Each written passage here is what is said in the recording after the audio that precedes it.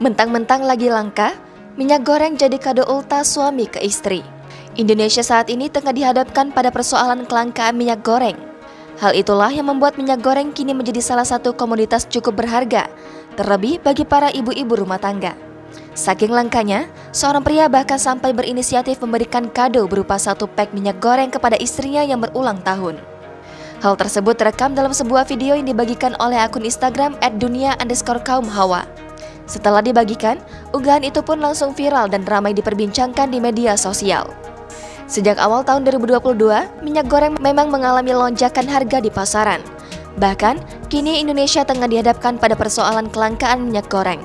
Padahal, Indonesia merupakan lumbung sawit dan penghasil CPO terbesar di dunia. Kini, masyarakat bahkan sampai harus rela mengantre selama berjam-jam demi bisa mendapatkan minyak goreng. Saking langkanya, hal itulah yang membuat seorang pria berinisiatif memberikan kado berupa minyak goreng kepada istrinya yang berulang tahun. Jangan lupa subscribe, share, komen, dan like ya!